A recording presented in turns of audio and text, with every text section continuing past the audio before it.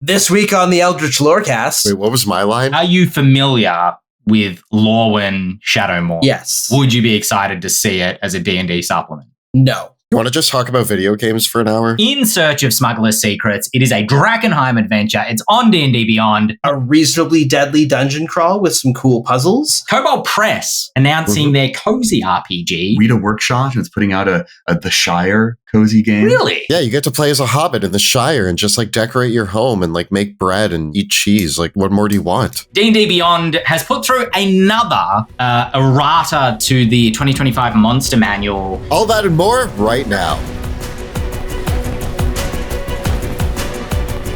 Hello, everybody, and welcome to this week's episode of the Eldritch Lorecast, the #1 tabletop RPG podcast to suffer the worst tech issues known to man. Although that's probably not true, because we probably wouldn't be here if that was the case. Anyway, my name's Ben Byrne, and I am joined, as always, by James Hake in the flesh today. What a special episode, because we also have joining us this week Monty Martin and Kelly McLaughlin, the Dungeon Dudes themselves. Welcome, gents, once more to the Eldritch Lorecast. Lovely to be back. Always a pleasure to be here. Yes, indeed. Monty Martin, what is a video game that you think has influenced your writing or game design the most? This one is really tough for me, I think, because it's such a hodgepodge. I'm gonna take it way back to like, when did I realize I liked like the RPG genre and go for like a deep cut with the Super Mario RPG. Great game. On the Super Nintendo? Yeah. I replayed that recently. That was my first like role playing game. Like, I remember getting it, and I remember playing, like being like, oh, this is like a kind of like isometric. I didn't know the word what isometric was even at the time. Oh. This is like an isometric Mario, and going to jump on a Goomba and being like, what is this battle? What even is this? And I was so angry because I thought it was just going to be like a semi 3D Mario. And then I was like, oh, this is really good. Like it's kind of like that whole thing of where like the dish of food is served before you and you throw the minor temper tantrum being like, I hate this. And then you love it. And of course, because it was a Squeenix game, that set me off on the whole, like, oh, Square does really good games. And so that was the game that then brought me to Final Fantasy. And then like from the broader spectrum of like role-playing games and then knowing what an RPG was, I think that's where, then D&D is just as another role-playing game. So yeah, I would say that I think that Super Mario RPG, first like RPG game that I played. I'm a huge fan of cosmic horror, eldritch horror, and horror in general. And so a lot of horror games have deeply influenced my writing. I'm going to give 2 quick answers and then 1 extended answer as my answer. The game that introduced me to RPGs, even though technically it's not really an RPG, I think at the time it was labeled as an action RPG, was A Legend of Zelda: A Link to the Past. Yeah, that would have been the other one. That game was the first game that I played that had such a sweeping, epic story that I was like, I love this. I was very young and I didn't know the video games could do that. And it was also like, Zelda is whimsical and beautiful, but it's also dripping in horror elements if you actually pay attention to a lot of the subtext, especially A Link to the Past has a lot going on there. My other answer is Mass Effect, the Mass Effect trilogy. If you want to, a lot of people don't even equate this, but Mass Effect is definitely cosmic and eldritch horror in a video game. And a lot of people are like, no, it's an action RPG. And it's like, well, pay attention. There's all the elements of eldritch horror there. But probably one of the single most influential games to me ever that has influenced all of my writing and everything I do is Resident Evil 4. Resident Evil 4, which is also very much cosmic and eldritch horror because they move away from the T-virus and they went into like a parasite that they were injecting into people that then caused their like heads to explode and tentacles to come out and all of that stuff. And that game, I played through it 5 or 6 times in like the year that it came out. I knew every secret. I knew where every little blue medallion that you had to shoot was. I knew how to get all the ammo, where all the guns were. I loved that game. And it's funny to think back and be like, that kind of trifecta of those games was really the gateway to everything that I do now and everything that I love. So I give a lot of props to all three of them, but especially Resident Evil 4. If we're talking about the first video game RPG I ever played that like started me liking RPGs as a genre, that would be, I guess it's a little obscure now, it would be Bandai Namco's Tales of Symphonia. Oh my God. Yes. I haven't played that game in years, but I played it to death. I mean, it's a 70-hour JRPG, and I played it a dozen times as a kid. I loved all the customization. It does one thing that I wish I could do in a tabletop RPG, which is your characters discovering new combat arts mid-fight. When it comes to dungeon design, Legend of Zelda is a huge inspiration always. When I was leading Call of the Netherdeep over at Wizards, there's a series on YouTube on game design called Boss Keys. That is mentioned this before. I feel like I need to check this out. You should check it out. Mark Brown at Game Maker's Toolkit. He does series on video game design, but I love to look at that and try and sort of reverse engineer it into how has his insight onto video games and their inner workings. I think he did a good one on God of War, Ragnarok. Sure. I think you'd like that one. Yeah. Because you like that game a lot. Just so him dissecting it a little bit, I think would be fun to see. But anyway, Zelda dungeons are big puzzle boxes, and the world of Metroid, Super Metroid, and Metroid Prime are these big interconnected worlds. And so in the Call of the Netherdeep campaign, there is this big sort of mega dungeon at the end of it that is full of little interwoven connections between the different zones of the dungeon that reward both sort of narrative and puzzle solving exploration. And that's the sort of thing that I love to put into the dungeon design itself. And for one last thing, before I take all your time up, is Fire Emblem. When I'm doing big battles, the tactical maps of those games, the strategy RPG elements that are inherent in D&D already, cause me to look back on Fire Emblem. I've had players at my D&D game see me draw out this huge, expansive, sort of almost Warhammer-ish terrain grid map. And be like, okay, Joey's going to get us to play some Fire Emblem now, basically. Is there an example of, oh my God, yes. When we did Valakan clans here at Ghostfire, when we were creating the rating system, I took some maps from the Game Boy Advance Fire Emblem games and used them basically as like temp art when I was prototyping that system for leadership. Because just the shape of those maps and the way they put physical impediments in your way to kind of force you to think about how you're engaging other units was, even though that's on a grid-based, sort of chessboard system, and our rating system is very much not that. It's more like a flowchart, point by point. Yeah. That idea kind of got distilled down of how am I going to engage the enemy based on these sort of structural limitations of where gates and forests and mountains and lakes are forcing me to go around and make these decisions. Gotcha. Yeah. I feel like I need a trifecta as well, which everybody, obviously for me, it's The Witcher, quest design, the idea that, like people can be haunted by things or their shoes went missing or they believe there's something in the woods which have real world explanations around those superstitions. But in The Witcher, no, it's true. There is a monster in the woods and you can go fight it and you can kind of come up with a solution for that problem. The moral ambiguity, obviously. You mentioned God of War Ragnarok, and I think the thing that they're not RPGs per se, but the thing that I really admire about those games is that their story is so rich with theme and kind of like subtext. Yeah. And it kind of inspired me to be like, yeah, D&D or role-playing games can have this as well, right? Like they can tell stories that are more meaningful than necessarily kill dragon, save princess, or grab gold, or whatever it happens to be. But for my obscure pull, I'm going to pull Trials of Mana Okay. Which is only the name it's gotten recently. It used to be called something else because it hadn't been, I don't think it had been like officially localized into English. It's called Seiken Densetsu.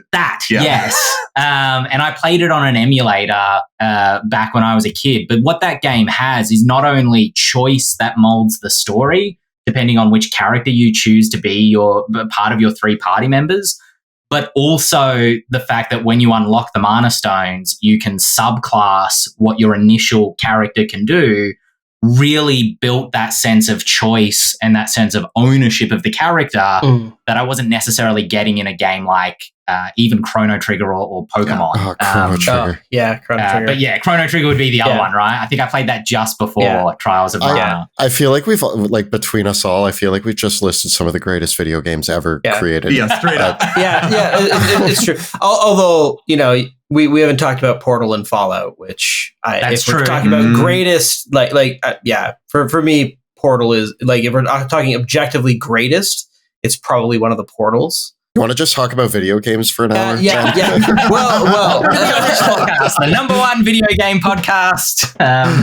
Well, speaking of video games, there's a little bit of news here. The kind of scraps of news came out over the last week. This first one, Chris Cox, CEO of Hasbro, was talking in an investor call last week and talking about making a new Hasbro. This is making a new AAA game in partnership with Saber Interactive, who made famously Space Marine 2. Saber Interactive's a big company, it's worth mentioning, but Chris Cox specifically shouted out the studio, which I believe is in Russia, which created Space Marine 2, talking about how it'll be a single-player game with multiplayer elements, and they're going to use the swarm technology that was used to bring the Tyranids to life, specifically within Space Marine 2, I believe. There is no word on if this is a D&D game. It actually could be any Hasbro IP. It probably makes more sense as like a Transformers game or something like that. But I mean, I was going to say, if it was a D&D game, what would you want to see out of the Space Marine 2 developer? But maybe you want a Transformers game. I don't know. Have either of you played Space Marine 2? I played it a bit, yeah. Action, hack and slash. Over-the-shoulder hack and slash shooter. Devil May Cry. I guess like more God of War. The gameplay loop feels similar. Like, you've got your weapons. You're basically going down a path, like pretty much a mostly linear path, cutting through hordes of enemies. I found it pretty difficult. I mean, I played by myself, but it's a challenging game. The multiplayer element's pretty cool to it as well. And I mean, I definitely do think, like, as someone who's a fan of, like, just the Games Workshop IPs in general, like, they definitely nailed it, right? In terms of is it the same studio that made, like, Vermintide and stuff like that, or is that a different developer? No, I don't know. I want to say that's a different developer, but I don't actually know. Listen, over-the-shoulder shooter makes me think of Left 4 Dead, and that basically Warhammer Left 4 Dead is Vermintide, and I would love to see some sort of D&D 4-player co-op dungeon basher sort of thing where it's like low on narrative but high on character chatter. Yeah, that's what I love about Left 4 Dead, right? It's like they're, you know, it's pure B-movie banter. I mean, yeah, if you took Left 4 Dead, drop the 4-player party into a goblin cave, and it's like your job is to cut your way through this goblin cave. Like, that's a fun game right there. Like, just drop me into like classic D&D scenarios with the 4-player party, and everybody gets to choose their class. Throw a beholder boss at the end. Have a red wizard who's summoning zombies and spirits and stuff like that. I'd play the hell out of that. Well, wait, isn't that kind of like the new Dark Alliance game that no one played? That was the bad news that happened on the flip side, is that Dark Alliance, I think just last week, went offline permanently because it was not a successful game. So if you wanted to play a Left 4 Dead style D&D game, you missed your chance by about a week. Yeah, well, I didn't hear anything good about it anyway. So we want a good one. Yeah, I think the perennial challenge with any D&D cross-media property is the tension between having like a recognizable story and making your own characters, and then having that people engage with that in that way. And I think that like the RPG elements, like, I mean, Baldur's Gate 3 has the name recognition and the deep story, and you get to make your own characters. If it was going to be a D&D based thing, it's like, Are they going to tie it into something else? Doing another Neverwinter Nights or something like that, right? Where you can recognize like the D&D continuity there. But if they were like, this is Dark Alliance 3, I don't know if... Just give me Curse of Strahd, but as a playable video game, you know? Yeah, I agree. I don't know, maybe Blood of the Dawnwalker or whatever it's called. Maybe that'll be good. Maybe get Konami in here and make a Castlevania crossover. That'd be pretty cool. That'd be pretty cool. Yeah.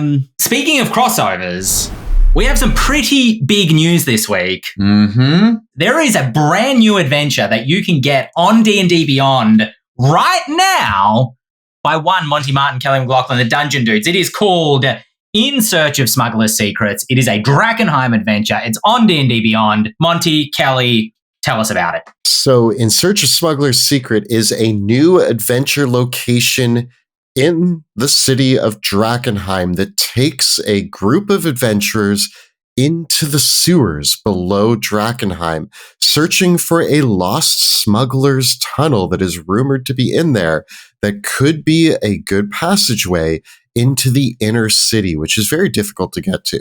This adventure will have you meet some of the factions from Dungeons of Drakkenheim, decide who you're going to work with and maybe who you're going to betray, deal with some of the iconic monsters, and hopefully survive the dangerous sewers of Drakkenheim.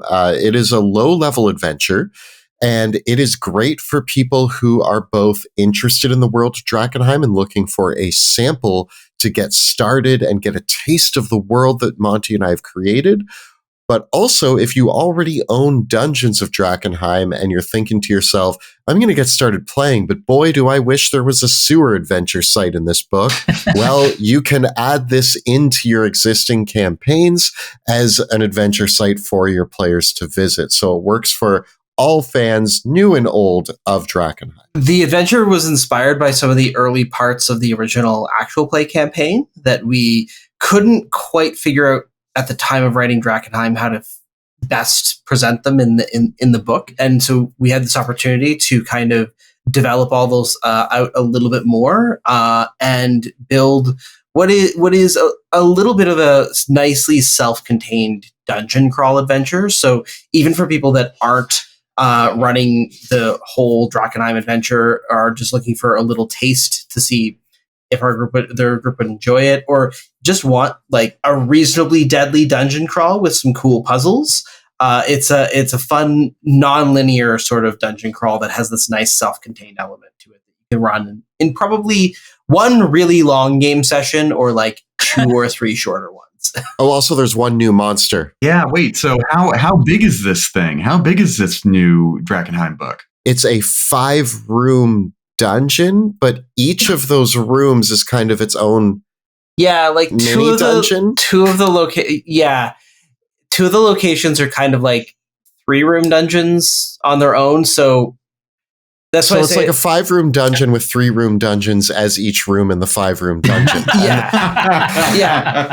And the 5-room dungeon that we're talking about is actually abstracted because it involves traveling from one room to the next in the sewers, which could run you into an encounter of some sort within the sewers itself. So there's like some abstracted navigation, but there are 5 core places in the sewers that you need to check out to see which one might be the secret smuggler's tunnel. And then you're reporting back to the faction you decide to work with on the information you gather, or backstabbing them and giving the information to another faction. Do whatever you want. It's open-ended. And along the way, you're going to solve puzzles. You're going to maybe talk to some fish people and decide if you want to murder them or be friends with them. There's a whole bunch of fun shenanigans that can happen in the sewers of Drakkenheim. Yeah, I feel like there's almost like a hidden 5th ending, if you will, with I don't know whether you'd call it a faction or not. I don't want to give too much away, but there was like something written in there that I was like, oh, that's pretty cool. I could see a party totally ending the adventure in that way. Yeah. Well, because one of the things that we like to do with all of our adventure sites, and like one of our philosophies that we take in general when we're writing like an adventure site, is that we don't presuppose that combat is going to be the only way the party engages with each location. And we also we present one possible solution getting through each of the various passageways, because of course the players at the outset of the adventure are given this old Smugglers map. And they're said, and the factions basically tell them, we found this map. We don't know if this information is true, if it's accurate, if any of these access points that the map purports to work still work. And we don't have we need you because you're expendable adventurers that we can just pay and not value yet. You're not yet a valuable faction agent. So take this map, go explore, and find out which of these 3 points identified on the map actually lead under the city walls.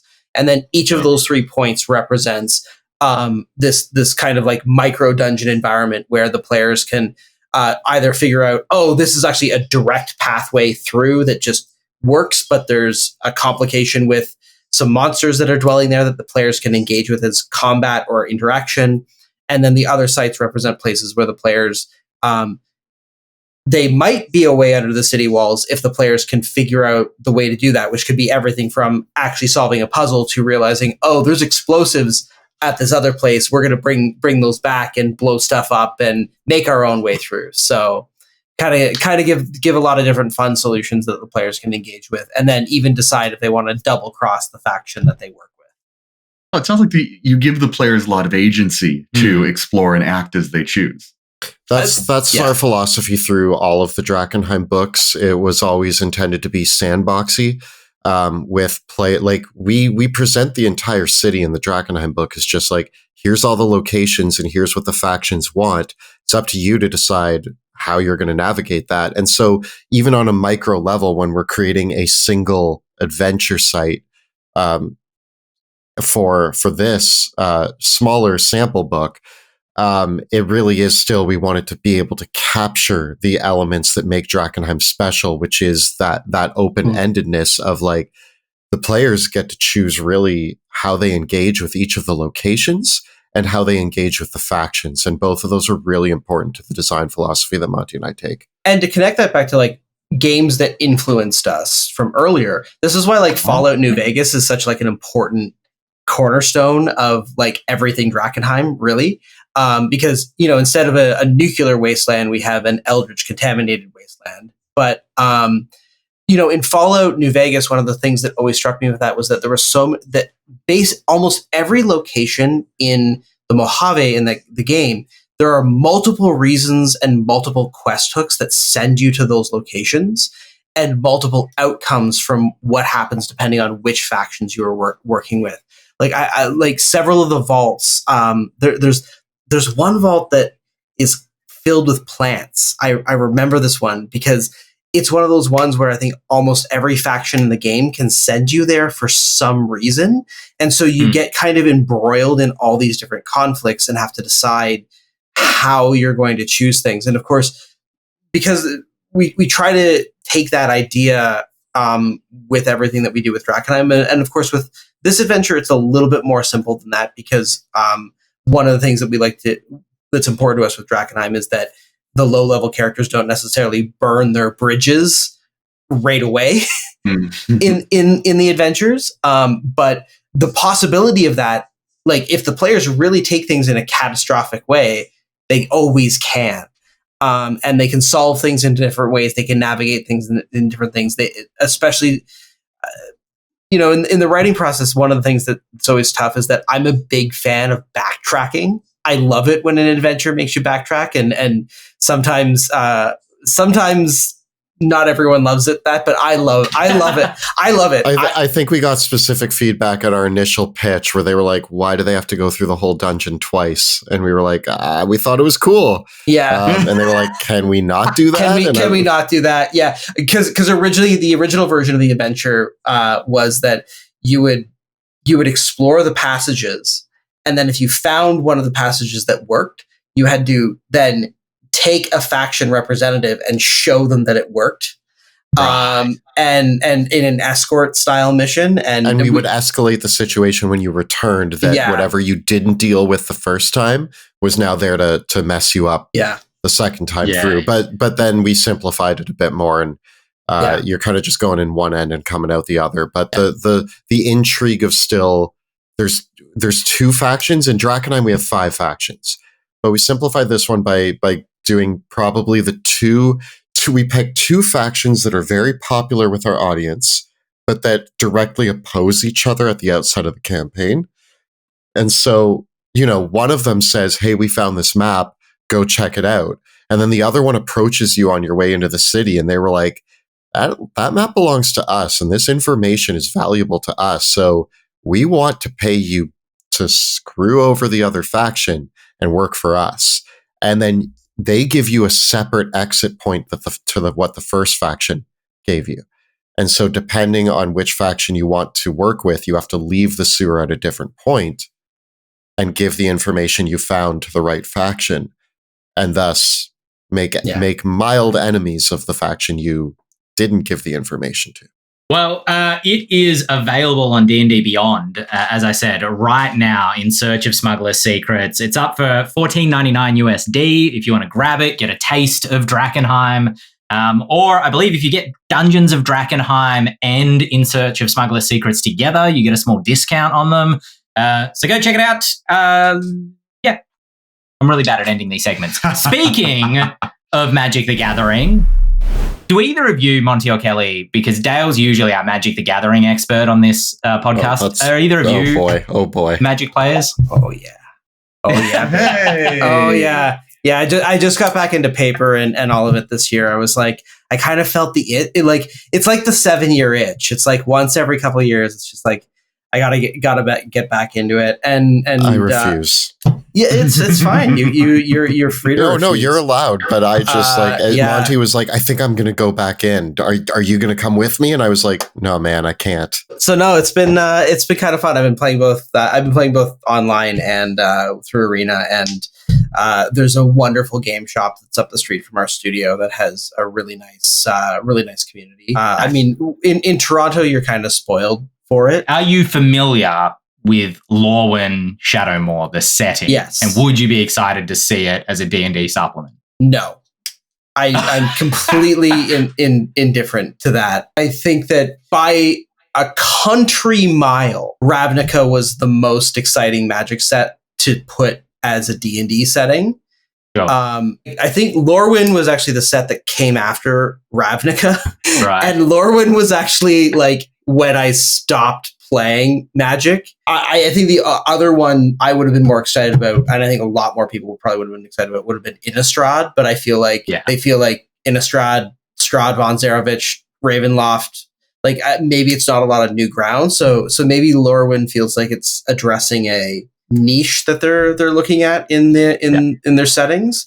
Lorwyn's a cool place, and I think that they're like returning to it always. But as far as me being like, oh, this will be a cool setting to play in, not for me personally.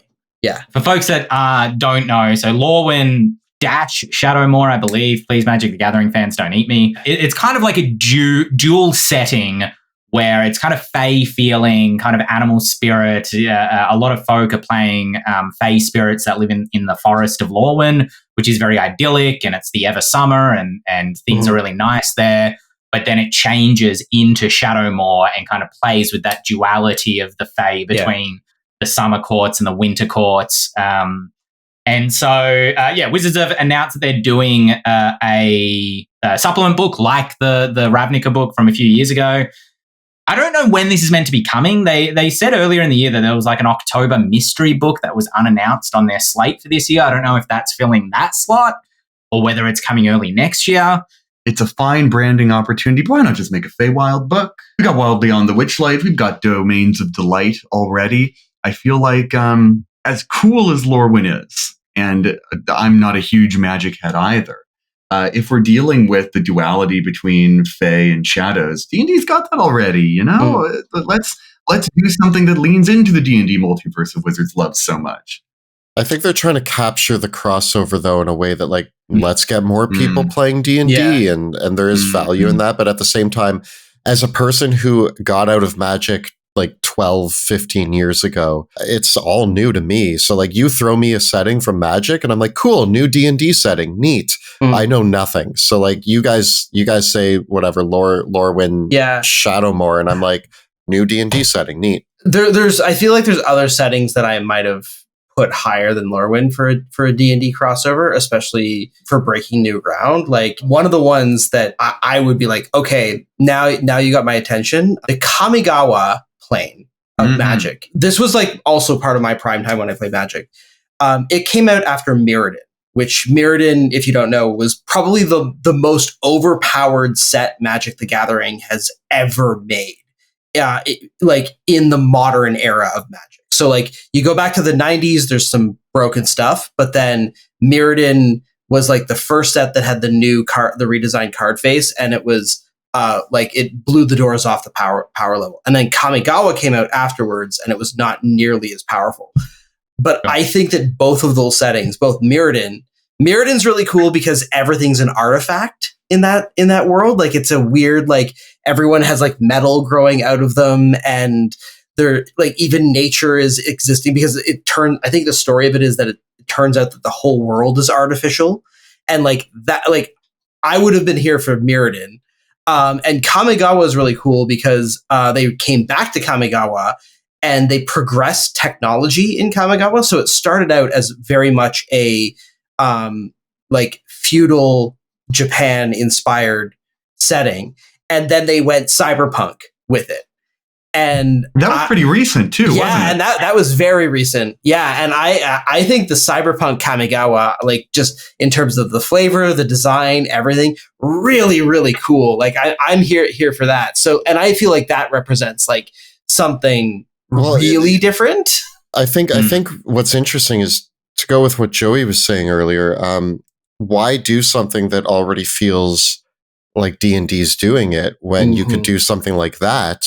Where it's just like, we've never seen that in D&D, or at least very little of it. So to do like feudal Japan cyberpunk, that sounds awesome. I also just will say, like, at a very, very high level, I feel like Wizards could, if they really wanted to, get some ground out of just taking the core concept of Magic the Gathering as the core lore of Magic the Gathering is that you are a multiverse traveling, insanely powerful spellcaster that can move from world to world to world to world.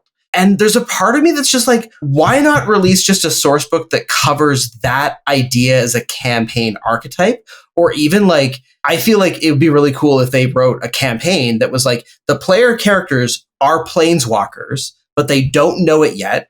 Their sparks awaken, and now they are sent on a voyage through the multiverse, which the multiverse is like so hot right now. I think like that would actually be kind of rad as an adventure. Like I'm kind of here for it. I don't know. Lorwyn's cool, but like not the most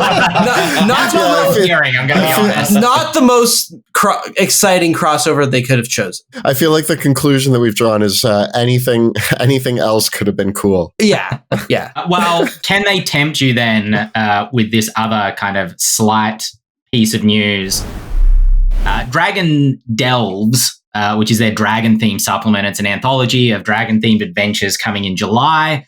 They've revealed the two covers of it, the main cover by Greg Staples and the alt cover by Justine Jones. What do you think? These look cool. I don't know. They're covers. Those are some dragons. Sick. I love dragons. Didn't we just get a dragon book? But these are dragon adventures, I was thinking about this, actually. Does dragon, what was it called? Something's Fizban's Treasury of Dragons. Do the new dragons just completely make Fizban? Like, does the 2025 Monster Manual make Fizbans functionally like, because the new dragons are so cool? There's plenty of other like core dragons and Fizbans that keeps it, I think, useful. The gem dragons, which are pretty cool. Also, we get that book still has the Drake Warden, which I think is one of the coolest rangers we got. Yep. All right, cool. I think Fizban is still relevant, but it is surprising to me that all of these like core 10 dragons, chromatics and metallics, are getting this redesign so close off the heels of the 5e Draconomicon, essentially. You know what? I'm going to quickly look up Fizbans, because I get this, we've been doing this podcast for a couple of years now. We're closing in on 4 years of doing this podcast. And I remember when we were reporting on like, they've shown the cover of Strixhaven or whatever that supplement was called, the Magic School one. Yeah. And that was years ago now. Like that was 3 or 4 years ago. I think it was 2021. Yeah. And so I think that Fizbin's was probably longer ago than you're necessarily remembering. Yeah, you're for that probably reason. right about that. But yeah, I don't disagree with you. I think the difference with this one, though, is that it is an anthology of adventures, I think is what they said before. So it's kind of more. Do we know if they're new content. adventures or if they're going back into the vaults? I think new. I don't. Okay, I don't know for certain, but they haven't communicated that these are going to be classic adventures. Well, I'd be delighted to see that, honestly. You know, the Layers of Etheris that we put out, our Book of Layers, the aptly titled Book of Layers from Kobold Press. Any of these monster lair supplements, I think, are just great for the game. Sure. Right? Yeah. I mean, especially iconic monsters like dragons that you know you're going to be fighting. Just having one of those available to pop out when the players get there. I mean, it's common wisdom by that point. I'm not saying anything new here, but that's one of the best things that a DM can have in their back pocket. I mean, instead of giving you a full story, it's just like if you're homebrewing, which most DMs are, it's just like a toolbox. I mean, speaking of lairs and monsters, like Monsters of Drakkenheim will feature a grouping of lairs, right, for some of the monsters within the book. Which, I agree. Having that sort of stuff is super. You know, just throw it on. You need a last minute session or thread them together to create a campaign is really useful. So absolutely. Dragon Delves coming July 8th, 2025. And then kind of like pulling the steering wheel to the hard left or right or just like turning a corner. Kobold Press announcing their cozy RPG, Riverbank. Riverbank is a new RPG from Kobold Press. You join an intelligent society of anthropomorphic animals and enter their life of cake and tea time by the slow part of the river. Notable, really, because it's Kobold Press. I don't know if this is their first, but it's a new RPG that they're doing that is not connected to 5e in any way. And it's tonally very different from 5e. It almost sounds more like good society sort of social interaction. Is this up anybody's alley? I'd look at it. There are cozy RPGs I love. Fantasy ones, Ryutama is a really good one that I've played before. A lot of fun. And it's not like cozy games have outlived their welcome yet. You know, there's a Weta Workshop. Their digital division is putting out a The Shire cozy game. Really? Tales of the Shire. I'm it's waiting close to for release that too. It's coming out in like a few weeks. I'm anticipating it deeply. Yes. Sick. Yeah, right. You get to play as a hobbit in the Shire and just like decorate your home and like make bread and eat cheese. Like what more do you want? What are so in Riverbank you're balancing animality and poetry are kind of your two stats. Are you balancing hobbitry and adventurousness in the Shire? I mean, I actually don't think you're playing an adventurous hobbit in Tales from the Shire. You're playing like the guys that don't leave the Shire. You know, like you're just there. This is interesting because this is not like a Redwall treatment on. This is actually let us have tea and cake. Not like we're cute animals, but we actually are breaking out the swords and fighting each other. Like the artwork is delightful and cozy, and there is not a sword or a bow and arrow or a spell book in sight. It's all umbrellas and picnic baskets. It reminds me of the art. Reminds me of something, and I'm trying to remember what childhood. It is. Like it just kind of reminds, like it's a Frog and vague Toad. kind of like Frog and Toad. Frog and Toad. Yeah. Frog and Toad. You don't know the children's series Frog and Toad? Is this like a North American thing that I'm? Surely not. I actually feel like it's so a British to me. British thing. Yeah. Yeah. No, they're American author. Oh wow. Yeah. Is this like Wind in the Willows? It's literally just a frog and a toad that are cozy together, and like I see little clips of them all over my social media because I, as a cozy person, see a lot of cozy material, and like they have little things like them sitting at a table, and one of them will be like, "I think I'll have another biscuit," said Frog. "I will too," said Toad, and that's the whole thing. It's just eat more biscuits, drink more tea, relax more, but. I think this sounds like a game that I would play for a 4 to 6 episode arc. Like I would do like I don't know if I would do like a 3-year campaign of drinking tea and eating cake. But I would do like a short stint now and then, and like maybe revisit it later, and like be like, all right, we just finished a D&D campaign. Let's do something cozy for a few sessions, you know? Yeah, I agree. I mean, this is not industry changing or anything like that, but it is nice to see, you know, we have seen the sundering of 5e, as we called it previously, with all these different kind of 5e supplements between the Tales of the Valiant was the word I was looking for, and DC20 and things that are fundamentally kind of 5e but not. And then more 5e rivals that don't use that core system, like Draw Steel and Daggerheart. Mm-hmm. And now it's interesting to see some of these traditionally sort of fantasy RPG studios who have talked about, you know, MCDM famously talked about Daggerheart, sorry, not Daggerheart, their Draw Steel, get them all straight in my head, not being the only RPG they want to make. It's kind of nice to see Kobold Press like trying that. You know, although on the fragment, I think we also have the fragmentation, maybe not the fragmentation, but definitely the embracing of the cozy genre. Because, like, I feel like since Humblewood, we see it. And actually, you want to talk about Magic the Gathering crossovers? Wizards did their own with Magic because they did Bloomborough as well. So this whole anthro, like cute woodland creature animals living life, trying to just make it in the world, but this one specifically is very much on the not, looks like not on the violent side, which I think, you know, I think having an RPG that maybe isn't necessarily focused around violence and violent conflict is probably a good thing to just have more of. This is maybe a mild aside, but I think it relates to this and an earlier conversation. Has anybody here played the video game Coffee Talk? I've heard of it, but I've not played it. It was absolutely brilliant, and that's the like narrative RPG that's set in Seattle, isn't it? It's in Seattle, but with fantasy characters. Like there's like an orc and a mermaid, and like all of these characters come into your coffee shop, and you're the barista who just has to make the right drink for them. And the more accurate you are with your drinks, the better their stories are. And so it was actually I played it during COVID, and it helped me get through. So I'm like, could you make an RPG out of being a barista at a coffee shop serving fantasy characters? Probably. So it's just like the cozy genre is just such a beautiful genre to play in, and it actually can be way more fun than you thought. When you describe Coffee Talk, it's like, how do you make a game out of that? But then you play it and you're like, I love this, and I can't really explain it, but I just do. Yeah, we got to play Good Society a couple of months ago now, maybe early January. I'm trying to remember. And I was surprised at how high the emotional stakes were in that game, because you kind of, you know, maybe that's a silly thing to say because Jane Austen novels are all about kind of high emotional stakes veiled within polite English society.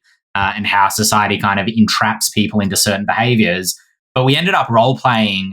I was one of two brothers, and I was kind of the mess up of the two brothers who was always getting the other one into trouble. And the other one was really responsible for making sure the family had respect and there was no scandal or anything around the family. I was surprised. My brother was being role-played by a guy called Danny, who's a great dude, really good role player. And I just felt like, I was like, oh my God, I think I'm going to cry in this game about like a balloon not getting blown away during a picnic, you know, like a dirigible not getting blown away during a picnic. I'm sorry, Daddy. I'm sorry I'm such a mess in our family. Yeah. You can still play dark fantasy in Jane Anyway, speaking of dark fantasy, firing to the last bit of news, D&D Beyond has put through another errata to the 2025 Monster Manual. Specifically, one of the changes this has made is fixed the carrion crawler problem that we mentioned on the Lorecast a couple of weeks ago when Logan was on. Basically, the carrion crawler in the 2025 Monster Manual requires you to make a dexterity save against being paralyzed, and then you could repeat the save on your subsequent turns. But being paralyzed means you automatically fail dexterity saving throws in the new version of the rules. So it was kind of a bit of a bug there. That's now been changed to Constitution saving throws. Across the board? For the carrion crawler specifically. But even the initial save? Yes. Okay. Because the way that saving rolls are now worded seems pretty smooth to always want the same save that inflicted the condition to be the one that can get you out of the condition. Anyway, the reason this is newsworthy, though, is because they just kind of rolled. The carrion crawler change is the only one that I can note, because they rolled this errata into the previous errata that they released about 2 weeks ago. All the monsters are listed in the same list, so you can't tell which were changed when. That's not necessarily an issue, but the bigger issue is that the errata is actually pretty difficult to find on D&D Beyond. It's in the D&D Beyond change log. There's no like errata page or anything like that, which is an issue for anybody who owns the book. Right. Who still has the previous version of the carrion crawler. And not just that, there are monsters that have had their armor class tweaked. There are monsters that have had their health tweaked. Small changes. It's a small thing, but it would be nice if they made that more easily accessible for people who had the books. If you're a war gamer, you're no stranger to errata and needing to be aware that some printed rules may not be accurate after a couple of months or whatever, but Well, this was a major issue in 4th edition D&D. Sure. Where that was the first time the Wizards had a digital platform. And one of the things about 4E is a very tactical game. Is just like in tabletop war games, there was a lot of errata. And it got to the point where there was so much errata that early books, the Player's Handbook was a sort of notable, almost a sort of infamous example, is that people would exaggerate a little bit and say, the Player's Handbook has more errata than it has original pages. And, that's sort of become myth and legend at that point. But that's the danger you run into when you try and update a physical game like a digital game and have a change log and all of that. If your errata is not really clear, then you're wasting people's money who bought the digital book. And for the conspiratorially minded out there, one might get the sense that they would prefer you have the digital edition and not the physical book at all. I don't believe that, but I do think from a best practices standpoint, but keep the errata low. Keep the errata low. Even if you think there's an error or something like that, sometimes it's better to just let it ride, honestly. Unless it's a serious, feedback loop bug like the carrion crawler, that's a reasonable change. But all the AC and HP tweaking, it's like that's fine if you're playing a digital game.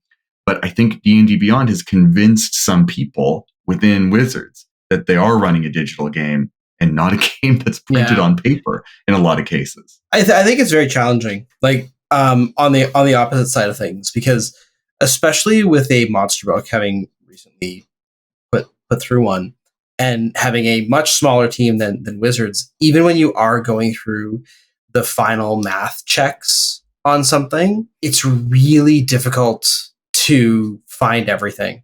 And I think one of the benefits that I think in the independent publishing scene, where we have a Kickstarter model where we can send out an alpha or beta PDF to backers and get one final pass through the net to catch all those things. That's one of the benefits of being able to do that in the independent publishing sort of thing, and to catch those errors, and so that you have something that goes to print that at least, because the difference between 5,000 people looking at a book and finding errors, and even a team of professional editors who it's their job to do it, it has blown my mind how much just the audience consuming it for the first time who has never seen the work, right? Because I've even learned this about myself, is like, I cannot proofread my own writing.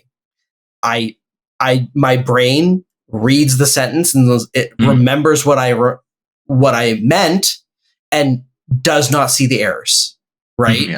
And so it's a real struggle for myself in that regard. And I find that even when you work with really talented people, the teams that work on role-playing game books are still small. And as soon as it goes from the team of 2, 3, 5, a dozen, 20 authors to thousands of readers, the ability to crowdsource all those things of like, it probably should, like, I'm not mad that things like that slip through the cracks. I very much understand how that happens, having gone through the other side of that process, right? I don't think the errata is the problem or mistakes in the book, because those are going to happen, especially for such a big book. And RPG books, there's so much that goes into them, as opposed to like even just a novel, in terms of art and pages and rules that reference other pages and all this sort of stuff. We were talking about this recently on the Lorecast.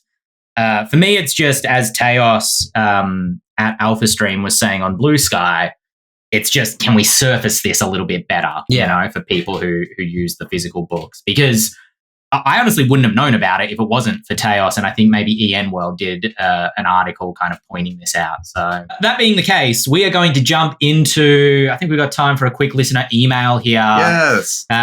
This coming... Oh, before we move on to emails, I want to give a shout out for a cool experience I had this week while I'm down here in Melbourne. Yeah, go for it.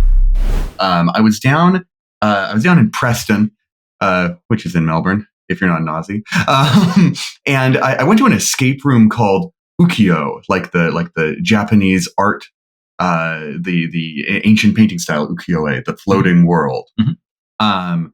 And wound up doing an escape room from that my friends had heard at a PAX Oz a couple of years ago, and we've been meaning to try for ages, called The Crumbling Prince. That's sort of inspired by Studio Ghibli and Legend of Zelda vibes. It's a narrative escape room, which is something I'd never done before, right? Usually in an escape room, you're locked in a building and you have a strict 60-minute timer with which to solve some devious, but sometimes a little bit disjointed puzzles in order to, find the key that opens the door. And usually there's a bit of a theme, like you've been kidnapped by an evil wizard, or you've been locked in a dungeon, or you're trying to do a heist and get the money and get out, or something like that. But this is an untimed game with a story, a sort of an emotional story, actually, of a prince of this sort of cherry blossom veiled valley whose friends have been lost. You're trying to uncover sort of the root of the dark magic and the despair at play here. And it was just one of the best escape rooms I've ever done. And I almost wish Dale was on this podcast, because I want to see the look on her face when I say, this is probably the best use of AI I've ever seen. It's a rare day for me when I sing the praises of LLMs. But it was really incredible work. They had this prince, this is sort of a scarecrow, really, standing in the middle of the room. And it was an LLM chatbot that had been fully voice acted by a real person who's a local Aussie indie musician whose name I can't recall offhand. Sure. But you could just speak in a loud, clear voice anywhere in the room, asking, "Hey, Prince, what's going on here?" Or the prince would ask you questions like, "What is wisdom?" And this is one of the puzzles you're trying to sort of unravel the root of the emotional story being told here. And there were cameras as well. There was a moment where he had to sort of collect 8 peaches that had been hidden throughout the room and place them all in a basket. And then we would say, "Hey, Prince, we found your peaches."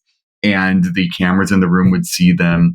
And sort of these stories would unfold in a very natural and organic way that had clearly been, programmed and lovingly handcrafted by humans in a way that the generative AI that I rail about, and it seems like every other episode of the Lorecast, it has the human touch that simply does not have. And it strikes me as the use of AI as a tool to enhance human creativity, or to open up new avenues of human creativity, actually, rather than just being, a way to cut corners and reduce headcount and save a big software company's CEO a couple of dollars every day. It was really something special. And they're opening up an even more expansive and puzzle-driven room in April here in Melbourne. If you're in Melbourne, or if you come here for PAX Unplugged, I really wanted... Or PAX Oz is what I mean to say. PAX Unplugged is in Philadelphia. Yeah. PAX Australia in what, October yes. Every year. If you come in and check it out, because that new room they're opening is a continuation of the story, and it's got a boss fight. The folks there ran me and my group through a sort of pen and paper playtest version of what they're going to do in the room they're building now. And it involved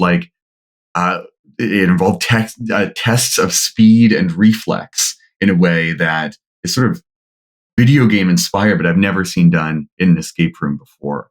And given how impressed I was this week, I really expecting a lot out of them. Well, this is the interesting thing about what you've described to me.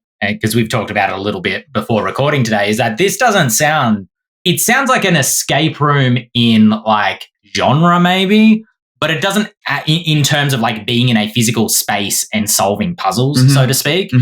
But it doesn't actually sound like an escape room because you're not trying to escape, which sounds like a cool kind of like role-playing evolution of the genre. Because I've done things like interactive theater before where I've popped out and I've been like a gangster and I've been like, you got to find this place and do the thing. And when you get there, you're going to speak to this person. And then the audience who are all like having drinks in a bar or whatever are asking me questions and I'm giving answers. But there's, I don't think this, but there's been kind of an air of like hokiness around that, I think, for people and kind of like very thinly veiled level of role play. Having come from my theater background and had conversations with some of my friends that are still working in theater about some of their interactive projects, I did a playtest for a friend of mine and I said, you're just trying to trick the audience into playing 10 candles with you.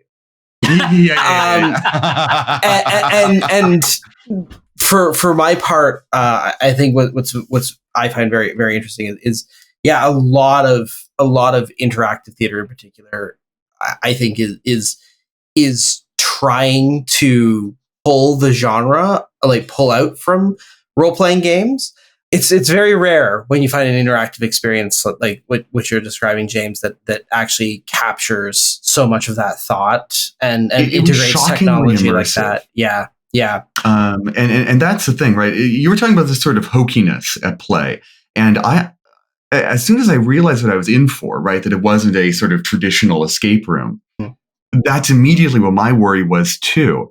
And I came out really shocked actually at how sort of attached we became to the prince, to the companion, to this chatbot that we were talking with, because it was so well written. It was so well written and well programmed and honestly well performed that in a way that I don't think I would have gotten if we'd had sort of a game master in the room with us, because it didn't feel realistic per se, but it sort of allowed me to get into a suspension of disbelief that I don't think a real human would have allowed me to, weirdly enough. Yeah, it reminded me of when I did a murder mystery dinner theater for a company once, and I was told like stay in character the whole night. You can't break character, stay in character. And I was like, all right. And then we had to like sit down and have dinner with the audience, right? So I'm sitting at this table in this conference room, like eat my dinner in character. And the lady sitting on my left turns to me. She goes, "Oh, so do you do this a lot?" What do you? And I go, "Yeah, like I make money for the boss over there, and I like staying in character." And she went, "Oh, okay." And a wall just came down between us, and she was like, "I am not interested in interacting with this performance. I'm going to turn over here and talk to this person instead," because I think there is a level of uncomfortableness that exists there for people who don't play role-playing games in particular. Yeah. When it comes to interacting with someone who's clearly doing a role. I don't want to get on my soapbox, but I think that's the biggest barrier with the genre of like interactive theater is that role-playing games have already like create an environment where people can do that, and like there's this environment of trust, right? Like I think that's the key. One of the key things with a role-playing game to make it work is that there needs to be trust between the players, between the game master. Yeah. Everybody needs to construct that.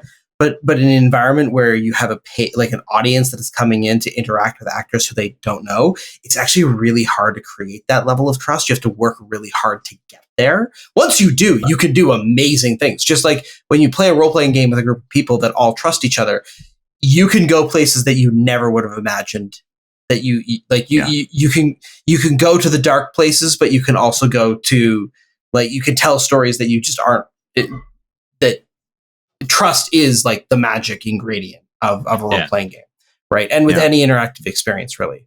I think there's a lot to be taught there as a game designer about creating immersion and a sense of suspension of disbelief through atmosphere, because that level of atmosphere they created was really powerful.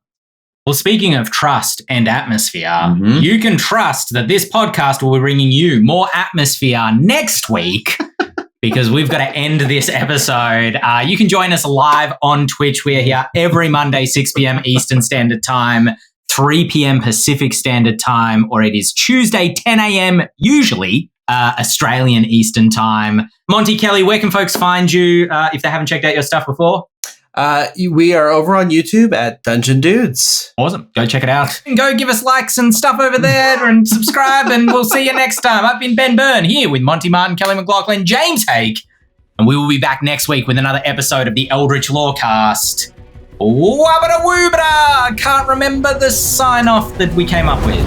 I like wabada woobada. Yeah. No, lots happened since you've been out. Oh, no! Woobala-doo! I can't remember what it is. It's something like that. We're now waiting for Dante to come on. I leave for 2 weeks and you change up the bubbadas. Woo or something? Oh, no. I can't remember. Oh, no. It's all Adam's fault, isn't it?